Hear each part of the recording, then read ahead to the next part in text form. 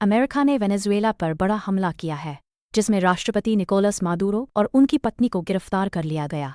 दुनिया भर में इस घटना से तनाव बढ़ गया है, जबकि भारत में राजनीतिक गतिविधियां और सामाजिक मुद्दे चर्चा में हैं। अंतर्राष्ट्रीय समाचार अमेरिकी राष्ट्रपति डोनाल्ड ट्रंप ने ट्रूथ सोशल पर घोषणा की कि सेना ने वेनेजुएला पर बड़े पैमाने पर हमला किया। वेनेजुएला की राजधानी काराकास में कई धमाके हुए, जहां सैन्य ठिकानों को निशाना बनाया गया।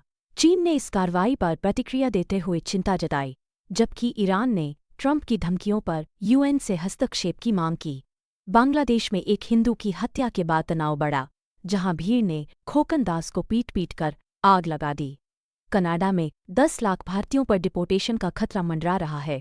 भारत समाचार कांग्रेस ने 5 राज्यों के लिए स्क्रीनिंग कमेटी गठित की, जिसमें प्रियंका गांधी को उत्तर प्रदेश, उत्तराखंड की जिम्मेदारी सौंपी गई। हिमाचल प्रदेश में छात्रा की मौत के मामले में एनसीडब्ल्यू ने डीजीपी को नोटिस भेजा और 7 दिन में रिपोर्ट मांगी। पीएम मोदी इस महीने पश्चिम बंगाल का दौरा करेंगे और वंदे भारत स्लीपर ट्रेन को फ्लैग ऑफ करेंगे। भोपाल में रैगिंग से छात्रा पल्लवी की मौत, प्रोफेसर समेत 4 पर एफआईआर। झारखंड में हाथियों ने 3 लोगों को कुचल दिया, जबकि सड़क हादसों में 8 की मौत। आरएसएस प्रमुख मोहन भागवत ने अवैध प्रवास को जनसांख्यिकीय असंतुलन का कारण बताया। दक्षिण अफ्रीका में खतना समारोहों में अप्रीसियस युवक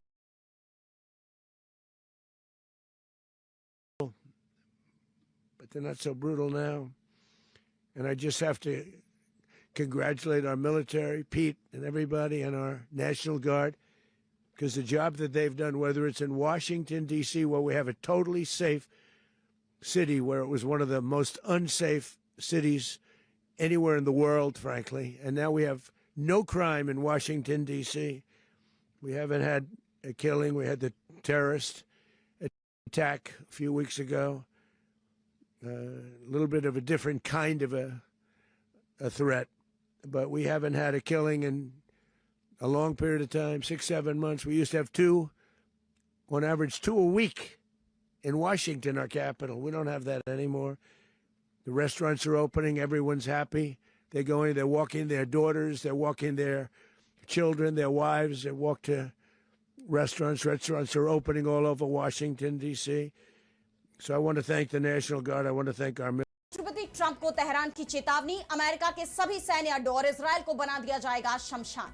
यमन में बड़ा हवाई हमला, गल्फ देशों में बढ़ा तनाव। इस बीच दक्षिण गुट एसटीसी ने अलग देश का जारी किया संविधान। पूर्व पीएम इमरान के समर्थकों के खिलाफ शहबाज सरकार का एक्शन। 7 पत्रकारों, यूट्यूबर और पूर्व सैन्य अफसरों को उम्र कैद की सुनाई गई सजा। 9 मई की हिंसा से जुड़ा है मामला।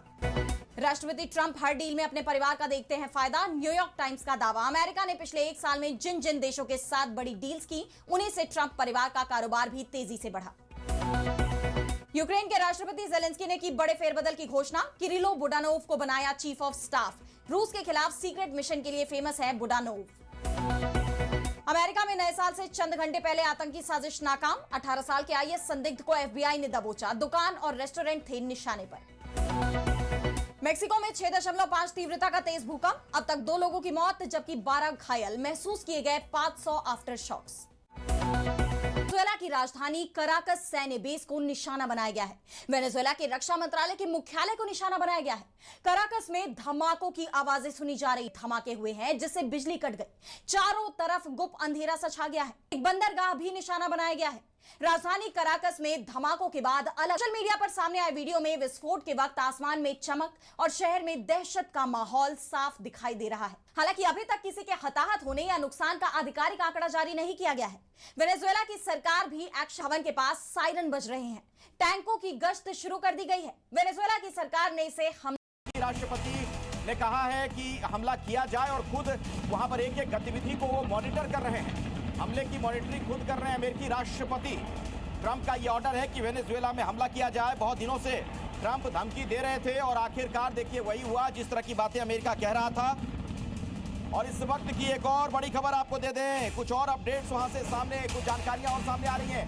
पिछले 1 घंटे 40 मिनट से यह हमला जारी है, यानी लगभग पौने 2 घंटे का वक्त गुजर चुका है। अमेरिका ने ये जो हमला किया है, हमला ताबड़तोड़ जारी है। कई जगहों पर बम बरसाए जा रहे हैं, आसमान से भी बम बरसाए जा रहे हैं। तस्वीरें जो आप देख रहे हैं, न सिर्फ वेनेजुएला की राजधानी बल्कि और भी कुछ हिस्सों को टारगेट किया गया है। खासतौर पर जो सैन्य ठिकाने हैं यानी मिलिट्री बेस, उसको टारगेट किया है अमेरिका ने। सत्ता परिवर्तन अमेरिका का उद्देश्य है, या फिर जिस तरीके से वेनेजुएला के पीछे चीन है, रूस है और ईरान को लेकर खबर आ रही है कि वहां उसके ड्रोन्स मौजूद हैं, क्या लगता है ये और बढ़ सकता है ये मामला?